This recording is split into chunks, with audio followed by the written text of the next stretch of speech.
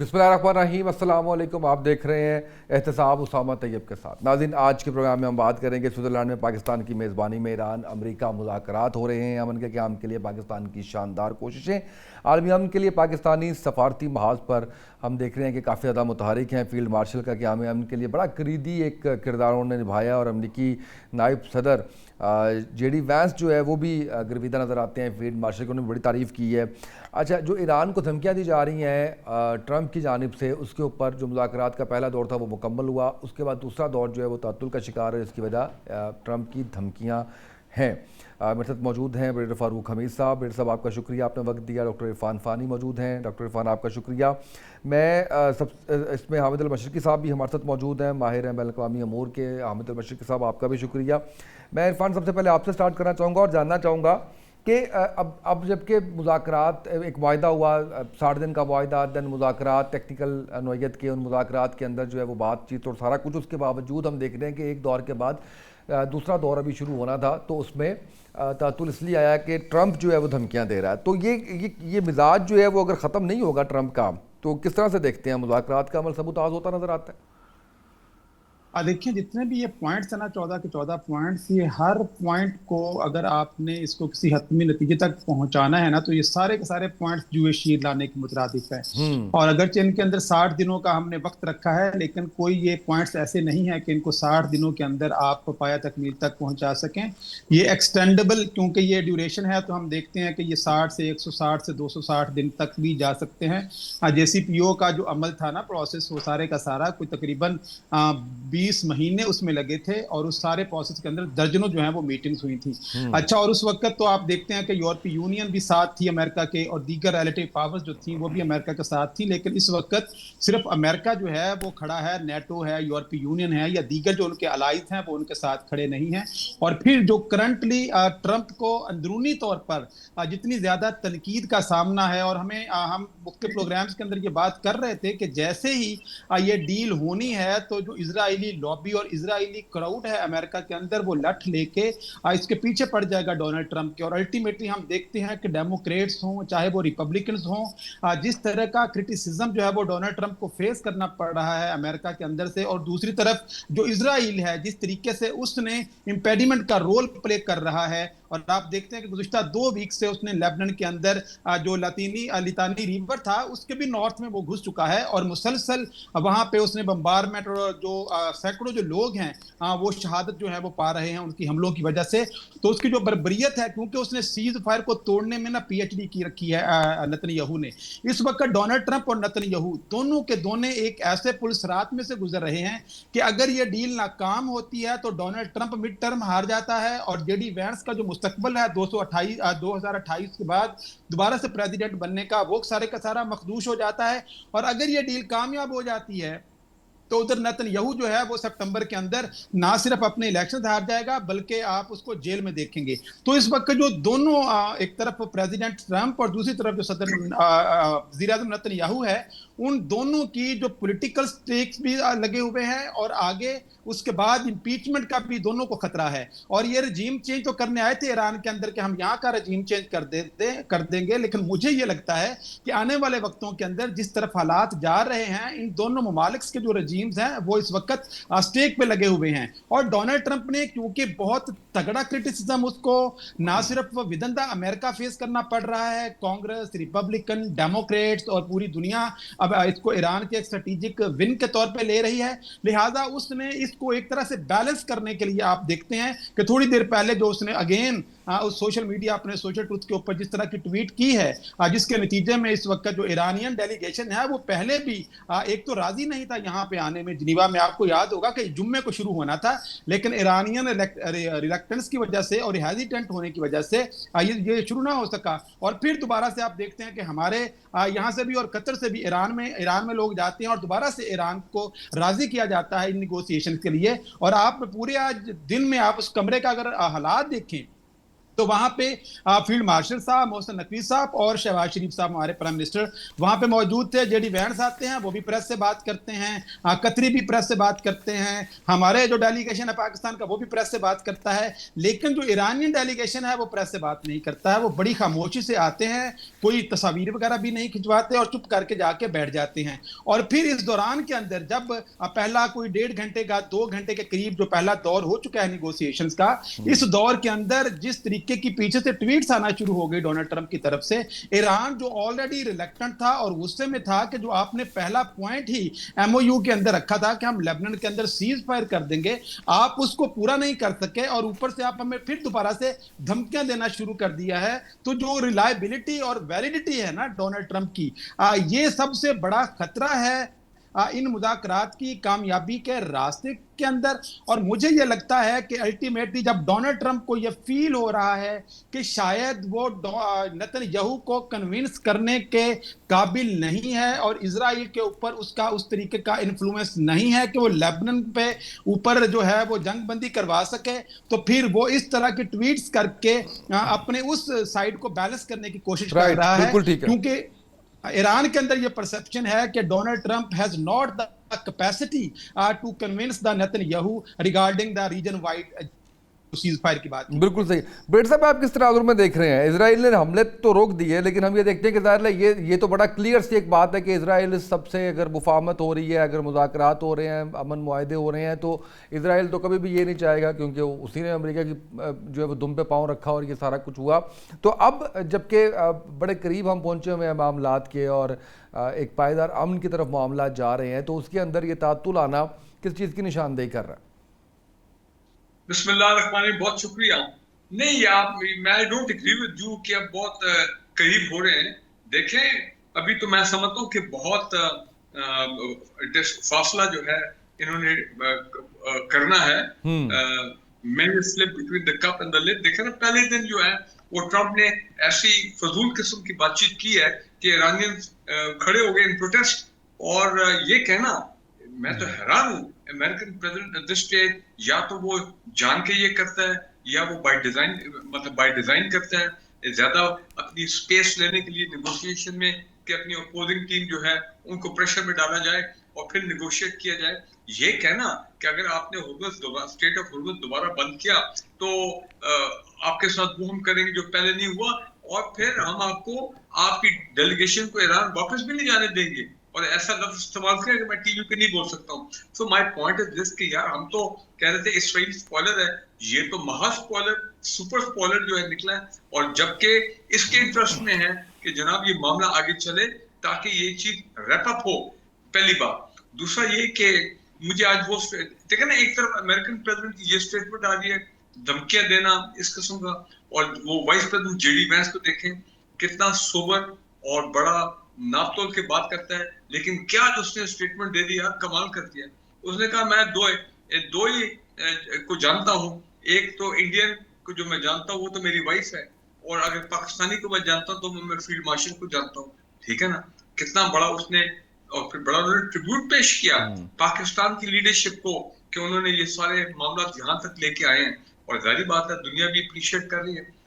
Important चीज ये Trump की बातचीत से आप मुझे बताएं, इस वक्त ये कहने की जरूरत है कि जनाब लेबनान में हिजबुल्लाह को वाइप आउट करने के लिए या उनको एंगेज करने के लिए सीरिया को वो जो है लीडर, जो कि जिसको इन्होंने आके बिठा दिया, इनका प्रॉक्सी है, इनका पपेट है, वो आईएस इस किस्म के दहशतगर्द ग्रुपों में उसकी हिस्ट्री है, जो सीरिया में इतनी जंग चली है पिछले 15 साल में, जो अभी प्रेसिडेंट है वहां पे, कि जनाब वो आएगा और वो फिर आके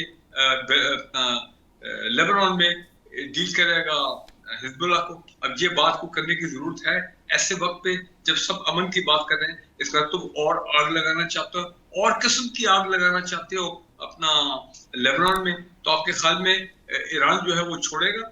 हिजबुल्लाह तो बड़ी क्लोज एलाई है ईरान का, और नो वे कि ईरान इस चीज को अलाउ करे, इसका तो फिर लड़ाई होगी। तो मैं ये कहता हूँ कि मैंने ट्रंप के बारे में होना ये चाहिए कि उसको या कहा जाए, उसकी जो एडवाइजरी टीम है व्हाइट हाउस की, कि सर आप कुछ दिन के लिए जरा चुप कर जाएं, लेट जेडी वैंस हैंडल वो कर रहा है वहां पे, आप क्यों उसके लिए प्रॉब्लम जो है इतनी क्रिएट कर रहे हैं? आप ऐसी स्टेटमेंट देना बंद कर दें।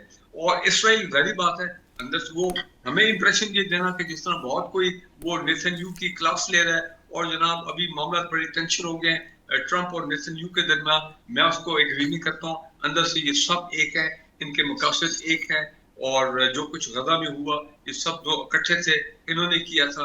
फिर ये जो सीज फायर जो बीच में वायलेशन होती रही है, तो क्या होता था कि वो नेतन्याहू जो है बार बार लेबनान पर स्ट्राइक्स करता था, और इस अरसे में उसने कितना आधे बेरूत जो है उसको बिल्कुल लेवल कर दिया। 3-4 हजार लोग जो है वो वहां पे शहीद हुए, और उसके बाद तकरीबन उसकी ग्राउंड फोर्सेस भी है सदर लेबनान में कितना आगे आ गई है, उनके अपने स्ट्रेटेजिक जो है वो ऑब्जेक्टिव्स हैं। सो मामला इस वक्त बहुत गंभीर है, बहुत इसमें कोई शक नहीं। लेकिन मैं एक बात करना चाहूँ, पहला ये कि देखें दोहा अकॉर्ड जो हुआ था, अमेरिका को जो सेफ एग्जिट मिला अफगानिस्तान से 2020 में, उसमें पाकिस्तान का बड़ा रोल था, कोई शक वाली बात नहीं है। लेकिन वो भी कई महीने जारी रहा, शायद उससे भी बहुत ज्यादा। और हमें ये समझना कि ये जो 60 दिन है इसमें जनाब ये 14 पॉइंट सब हल हो जाएंगे, अच्छे तरीके से होंगे, ये बहुत ज्यादा ऑप्टिमिज्म है। लेकिन मैं समझता हूँ कि बीच में बहुत हर्डल्स क्रिएट होंगे, ट्रम्प खुद भी क्रिएट करेगा, वो इसराइल भी क्रिएट करेगा। और दूसरी फेस सेविंग एग्जिट हमने एमओयू के थ्रू पाकिस्तान ने दी, तो पाकिस्तान को क्रेडिट तो जाता है कि 2 मुश्किल जंगों में पाकिस्तान ने अपना डिप्लोमेटिक रोल प्ले करके अमेरिका को एक फेस सेविंग एग्जिट दी। तो उस लिहाज से कतरी जो है वो बीच में इन्वॉल्व है। लेकिन कतरी ये चीज याद रखें आप, एक तो वो उनके एक बड़ी अजीब किस्म की नौयत की रिलेशनशिप है विद द अमेरिकन। वहां पे कतर में अमेरिकन डिप्लॉयड भी हैं, उनकी बेसिस भी वहां पे हैं। और आपको याद है कि कतर में जब हमास आए थे बातचीत करने के लिए, हमास की डेलीगेशन, तो याद है वो कॉन्फ्रेंस रूम जहाँ पे वो ठहरे हुए थे, जहाँ वो कॉन्फ्रेंस हो रही थी, वहां पे उस एयर स्ट्राइक्स कर दी थी। वो तो वक्त पता लग गया इसराइल की एयर स्ट्राइक्स का, तो बचा हो गया, नहीं तो वो तो हमास की लीडरशिप को एलिमिनेट कर देते।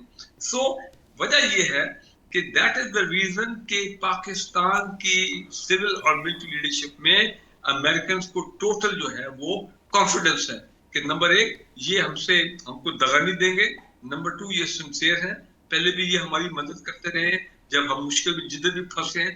अयूब खान के दौर से लेके आज तक जब भी अमेरिकन फंसे हैं, जब भी उनके कोई ऐसे स्ट्रेटेजिक मामला हुए हैं, तो Pakistan was always there to support them. So लिहाजा ये एक कॉन्फिडेंस है between the American and the Pakistani leadership कि भाई ये सिंसियर लोग हैं, ये मेहनत कर रहे हैं, और ये ईमानदारी से ये इस पीस प्रोसेस को आगे लेके जाएंगे। लेकिन अब बात ये है कि अगर ये मामला लंबा हो जाता है, तो क्या हमारी जो टॉप लीडरशिप है, क्या वो बार बार जो है वो फिर स्विट्जरलैंड जाएगी, या उसका जो लोकेशन है ऑफ द टॉक्स, क्या वो इस्लामाबाद कुछ अरसे बाद शिफ्ट हो जाएगा? क्योंकि मेरा नहीं ख्याल है कि ये 3-4 सेशन का मामला है। ये अभी बीच में अगर ईरानी नाराज हो गए और चले गए या कुछ और हो गया, तो फिर उनको वापस लाने में, दोबारा बिठाने के लिए बहुत बड़ी मेहनत करनी पड़ेगी। और एक मैं लास्ट बात कह दूं, फिर आप नेक्स्ट गेस्ट से बिल्कुल आप बात करें, वो ये है कि ईरानियंस ने, यार देखो क्या अजीम फॉर्म है, Iranians refuse to shake hands with the American over there, और कोई पिक्चर उन्होंने उनके साथ नहीं कराई, वो बिल्कुल चुप करके साइड पे हो गए। भाई उनकी वो वजह क्या है? अब पता ये लग रहा है कि वो कह रहे हैं कि हम कैसे, जो वर्ड राउंड, हम कैसे उन लोगों के साथ हाथ मिला सकते हैं जबकि हमारा पीस अभी तक अमन भी नहीं हुआ, जिन्होंने हमारे top supreme leader Ayatollah Khamenei को शहीद किया, और टॉप लीडर को शहीद किया, मिलिट्री लीडरशिप को शहीद किया, और 185 बच्चे जो हैं उनको शहीद किया। उनको तो जाके हम हाथ में लाए, तो वो भी कहते हैं कि हम ये करें, तो पता नहीं पीछे ईरानियन कौम जो है वो कितनी नाराज हो जाएगी इनसे कि ये कमाल किस्म के हमारे लोग हैं जो अमेरिकन को जाके हाथ में ला लें और गले मिल लें। सो ये भी सीन जो है वहां पे देखा गया। बिल्कुल सही है। फन, मैं आपसे ये जानना चाहूँगा, जैसे बेट साहब भी बात कर रहे थे, 14 पॉइंट्स की बात कर रहे थे, 14 पॉइंट्स के अंदर से कौन से ज़्यादा सेंसिटिव पॉइंट्स आपको नज़र आते हैं? गो, मेरा तो ख्याल ये है कि शायद सारे पॉइंट्स ही बड़े अहम हैं और सेंसिटिव भी हैं, लेकिन द मोस्ट सेंसिटिव पॉइंट्स जो आप समझते हैं कि आपने हुर्मस का है या जोहरी मामलात का है, किस किस किस चीज़ को आप समझ रहे हैं कि इसके ऊपर थोड़ा मुश्किल हो जाएगा एग्री करना दोनों पार्टीज़ का? देखिए, ये ना इसको आप दो फेजेस में देखिए। ये एक तो चलो पहले ये था कि हमने इन 12 जो 14 पॉइंट्स हैं इनके ऊपर हमने 60 दिनों के अंदर निगोशिएशंस करनी है। अब ये जो 14 पॉइंट्स हैं ना, इनको भी आप दो हिस्सों में तकसीम करने। कुछ ऐसे पॉइंट्स हैं जिनका ताल्लुक ईरान की जो इक्तिसादी सूरत हाल है उसके साथ डायरेक्ट है, और ईरान उसके हवाले से बहुत ज़्यादा सेंसिटिव है। सबसे पहले क्या है, जो $300 बिलियन हैं वो रिकंस्ट्रक्शन के लिए जो है वो हमें इलाकाई ममालिक देंगे, या जो खुद अमेरिका जो है वो किसी तरीके से उनको लेके देगा। और $24 बिलियन जो उनके फ्रोजन एसेट्स हैं उनको अनफ्रीज किया जाएगा और उनको जो है वो ईरान को वापस किया जाएगा। और तीसरा, स्टेट ऑफ हॉर्मुज के हवाले से वहां पे जो एक ऐसा 60 दिनों तक तो ईरान उनसे कोई चार्ज नहीं लेगा, लेकिन इस दौरान एक ऐसा मैकेनिज्म बनाया जाएगा जिसके अंदर ओमान और ईरान दोनों मिलकर कोई सर्विसेज चार्जेस जो हैं, अगर वो वहां पे सिक्योरिटी दे रहे हैं कार्गोज को, या वहां पे सफाई सुथराई का काम कर रहे हैं समंदर के अंदर, तो अल्टीमेटली वो कहते हैं कि सर्विसेज के हम चार्जेस जो हैं वो टोल चार्जेस का नाम दे देंगे सर्विसेज। अब ये वो चीजें हैं जो पहले मरहले पे ईरान कहता है जब होगा तो फिर हम दूसरे जो मरहले हैं, आप न्यूक्लियर प्रोग्राम की बात करते हैं उसके ऊपर हम फिर आएंगे, और उसके अलावा जो यूरेनियम की अफजूदगी के हवाले से आप बात करते हैं उसके फिर हम देखें। जो सैंक्शंस का मामला है ना ईरान के ऊपर से हटाने का, वो दो तरह के सैंक्शंस हैं, प्राइमरी और सेकेंडरी सैंक्शन। अब प्राइमरी सैंक्शंस जो है ना वो तो आप एग्जीक्यूटिव ऑर्डर के थ्रू डोनाल्ड ट्रंप जो है वो उनको हटा सकते हैं, लेकिन जो सेकेंडरी सैंक्शंस है उनको हटाने के लिए कांग्रेस का सहारा लेना पड़ेगा और अल्टीमेटली कांग्रेस से अप्रूव करवाना पड़ेगा उनको। ये बिल्कुल जैसे पीओ जब हुआ था तो उस वक्त भी ईरान ने दोबारा से यूरेनियम की अफजूदगी इसलिए शुरू कर दी थी कि वो जो सेकेंडरी सैंक्शन थी उनको उठा ना सका ओबामा और कांग्रेस से अप्रूव ना करवा सका, लिहाजा ईरान ने फिर दोबारा से अफजूदगी शुरू कर दी। उधर से फिर डोनाल्ड ट्रंप ने भी आके अपना जो है वो मामला जो है वो सिंगल हैंडेडली विथड्रॉ कर लिया यहां से। तो सबसे जो बुनियादी पॉइंट है मेरी नजर में, अब वो जो है वो न्यूक्लियर एसेट्स के हवाले से ईरान जो है ना वो अल्टीमेट कॉम्प्रोमाइज करेगा तब जाके जब ये तमाम इक्तिसादी जो मामलात वाले पॉइंट्स हैं ये पॉइंट्स अगर हल हो जाते हैं। लेकिन इस वक्त जिसकी वजह से तातुल आ रहा है बीच में, वो पहली तो लेबनान की जंग है, क्योंकि ईरान ये कहता है कि जिस तरीके से इजराइल और अमेरिका दो फरीक थे जिन्होंने हमला किया था ईरान के ऊपर, तो अब उसको डिफेंस करने और उसके खिलाफ मज़ाहमत भी दो फरीक कर रहे हैं, एक हिजबुल्ला है और एक ईरान है। लिहाजा जैसे दो आप उधर हैं इसी तरीके से दो हम इधर हैं, वहां पे भी आप जंग बंद करोगे तो हम बात को आगे बढ़ाएंगे। तो अब ये वो पॉइंट्स हैं, और ये जितने पॉइंट्स हैं ना ये मकड़े की जाले की तरह उसामा इंटरकनेक्टेड है। एक को आप छेड़ोगे और अगर ये इधर उधर हो गया ना उससे कनेक्टेड जो दूसरे पॉइंट्स हैं उनके ऊपर भी इसको असरात जाएंगे। तो हम ये नहीं कह सकते कि कोई इनमें से कुछ ऐसा पॉइंट्स हो गया जिनके ऊपर डेड लॉक हो जाएगा। अल्टीमेटली किसी एक पॉइंट के ऊपर डेड लॉक जो है वो बाकी पॉइंट्स के जो तकमील का मरहला है ना उसके ऊपर भी वो असरअंदाज होगा। और ईरान को इस वक्त चाहिए है गारंटी के दोबारा से जो इसकी टेरिटरी है और जो इसकी इलाकाई इंटेग्रिटी है। एक तो ये बहुत बड़ी कामयाबी है ईरान की कि अमेरिका जैसा मुल्क जो इसको एक्सेस ऑफ इवल कहता था या रॉग स्टेट कहता था, वो इसको नॉर्मल मॉडर्न पावरफुल स्टेट की तरह से ट्रीट करेगा और उसकी इलाकाई टेरिटोरियल जो इंटेग्रिटी है उसका ख्याल करेगा और उसके अंदर इंटरवेंशन नहीं करेगा, और ये बहुत बड़ी कामयाबी है। और दूसरी तरफ जो बहुत सारे जो एसेट्स हैं वो ईरान तक पहुंचना भी शुरू हो गए हैं। राइटर्स का आपने वो आर्टिकल पढ़ा होगा जिसके अंदर यूएई के थ्रू बहुत सारे जो बिलियंस ऑफ डॉलर्स जो हैं वो ईरान की तरफ जाना शुरू हो चुके हैं। और अभी ये जो $300 बिलियन वाला मामला है इसके अंदर भी अच्छी खासी रकम जो है वो इलाकाई ममालिक देने के लिए तैयार हो चुके हैं। तो ये जब ईरान को ये लगेगा कि इक्तिसादी मामलात जो हैं वो हमारे अब हल होना शुरू हो गए हैं, फ्रोजन एसेट्स जो हैं वो अनफ्रीज होने जा रहे हैं, $300 बिलियन जो हैं वो रिकंस्ट्रक्शन के लिए मिल रहे हैं, और स्टेट ऑफ हॉर्मुज के ऊपर जो चार्ज है वो अगर लेने की हमें इजाजत मिल जाती है, देन ईरान जो है वो दूसरे मरहले पे आएगा कि जो यूरेनियम की अफजूदगी कोई 441 या 40 किलोग्राम अफजूदा यूरेनियम है ईरान के पास, जो कि 60% अफजूदा है, और हथियार बनाने के लिए 90% अफजूदगी रिक्वायर्ड होती है यूरेनियम की। तो दो ऑप्शन यहाँ पे होंगी, या तो ईरान उसको कहेगा कि मैं इसको डाउन ब्लेंड करता हूं। डाउन ब्लेंडिंग से मुराद क्या है कि अफजूदगी को आप नीचे की तरफ लेके जाते जाते जीरो पे आप ले आओ। और दूसरा ये है कि जो दीगर फ्री कैन है, रशिया को दिया जा सकता है, चीन को दिया जा सकता है, और ये भी हो सकता है कि पाकिस्तान को वो यूरेनियम की जो अफजूदा यूरेनियम है 60% वो पाकिस्तान को मिल जाए। लेकिन अगेन सबसे पहला इस वक्त जो जिसकी वजह से तातुल होगा और बार बार होगा वो है लेबनान कार्ड नेतन्याहू के पास। वो इसको इस तरह से इस्तेमाल करेगा कि अल्टीमेटली ईरान जो है वो गुस्सा होकर मुज़ाकरात को छोड़ के वापस आ जाए, और उसके नतीजे में डोनाल्ड ट्रंप जो है वो उसके ऊपर रिएक्शन देते हुए दोबारा से ईरान के साथ जंग को रिज्यूम कर दे। तो ये नेतन्याहू की एक बहुत बड़ी कामयाबी होगी। तो इस वक्त अमेरिकन को भी ये रियलाइजेशन है कि नेतन्याहू ने हरकत करनी है, पाकिस्तानी, कतरी, ईरानी सबको ये रियलाइजेशन है। यहाँ पे ईरान को थोड़े से ठंडे दिमाग के साथ रिएक्ट करने की जरूरत होगी कि वो काम ना करे जो इजराइल चाह रहा है। लिहाजा ठीक क्या आप अपना एहतजाज रिकॉर्ड करवाएं, और एहतजाज रिकॉर्ड करवाते हुए साथ साथ मुज़ाकरात के अमल को जारी रखें। अगर आप मुज़ाकरात को बीच में छोड़ के गुस्सा करके वापस आ जाते हैं तो अल्टीमेटली नेतन्याहू जो है वो इस जंग को रिज्यूम करना चाहता है। अगरचे रिजम्पशन के बाद भी अमेरिका के पास कोई ऑप्शन नहीं है कि वो मुज़ाकरात की तरफ ही आएगा, और नेतन्याहू को भी इसी तरफ आना पड़ेगा।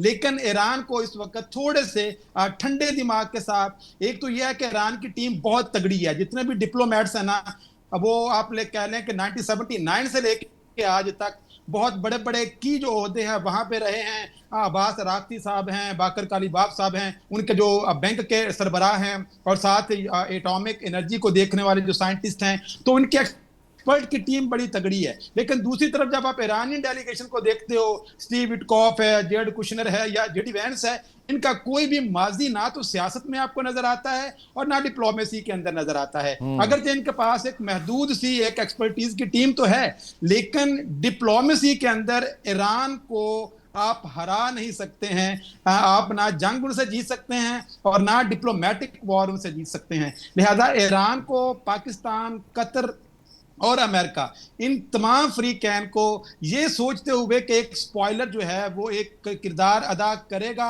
और अल्टीमेटली उसने दोबारा जंग को रिज्यूम करने की आखिर तक कोशिश करनी है। क्योंकि अगर ये जंग रुक जाती है उसामा, तो नेतन्याहू जेल में होगा, नेतन्याहू सितंबर में होने वाले इलेक्शन भी हार जाएगा। लिहाजा ये मिलिट्री की जंग नहीं है लेबनान के अंदर, ये अपनी पॉलिटिकल वॉर और पॉलिटिकल जंग लड़ रहा है। अगर वो लेबनान से भी वापस आ जाता है तो उसका ठीक है। इरफान, मैं आगे बढ़ता हूँ। बिल्कुल सही है ब्रिगेडियर साहब। रिपोर्ट अभी ये हो रहा है कि ईरान का जो वफ्द है वो मुज़ाकरात की जगह से रवाना हो गया है, तो पहला जो तातुल है वो लंबा होता चला जा रहा है। ब्रिगेडियर साहब, अभी आपने कहा कि ये एक लंबा प्रोसेस है, इस पर वक्त लगेगा और बहुत से इसके अंदर इम्तहानात बाकी हैं अभी।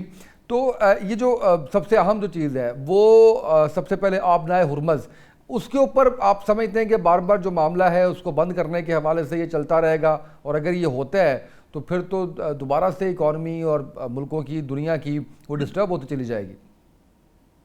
नहीं, बिल्कुल। अगर स्ट्रेट ऑफ होर्मुज़ दोबारा बार बार बंद होता है तो बिल्कुल वर्ल्ड इकोनॉमी इफेक्ट होगी। एनर्जी क्राइसिस जो है, जो अभी लग रहा है कि शायद बदबचाव हो जाए, कंट्री लाइक पाकिस्तान, चाइना और बाकी ममालिक जो है, इंडिया वगैरह, तो ये और इवन गल्फ कंट्रीज का जो एक्सपोर्ट है ऑयल का, वो सारी बात इफेक्ट होगा।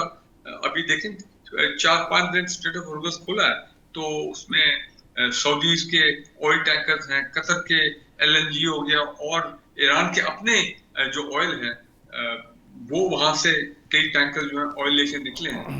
तो जाहिर बात है वो मामला तो चल पड़ा। लेकिन मैं समझता हूँ कि ये ईरानियन भी इसको यूज करते हैं as a bargaining chip, as a leverage, कि जनाब आप वो करोगे तो फिर हम ये करेंगे। तो ये उनकी हिकमत अमली है ईरानियंस की। लेकिन ये बात मेरे दोस्त जो है वो सही कह रहे हैं कि वक्त आ रहा है ईरानियंस को भी थोड़ी सी फ्लेक्सिबिलिटी जो है वो शो करनी चाहिए। इतनी हार्ड लाइन अप्रोच जो है नहीं होनी चाहिए। मसला ये कि वहां पे जो ईरानियन रेवोल्यूशनरी गार्ड है ना, वो जरा सख्त माइंडसेट वाले लोग हैं कि जो कि उनमें इतनी फ्लेक्सिबिलिटी नहीं है।